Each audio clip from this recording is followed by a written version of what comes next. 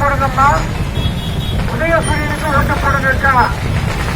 சூரியன் சின்னம் நமது வெற்றி வேட்பாளர் உதயசூரியன் சின்னத்துக்கு ஓட்டு கேட்டு சேராப்பட்டியில் வாக்கு சேகரிக்கிறார். நீங்கள் வாக்களிக்க வேண்டிய சின்னம் உதயசூரியன் சின்னம். அம்மா அக்கா சூரியனுக்கு ஓட்டு போடுங்கம்மா. உதயசூரியன் மலைவாழ் மக்களின் பாதுகாவலர் உதயசூரியன் அவர்கள் வாக்கு சேகரிக்கிறார்.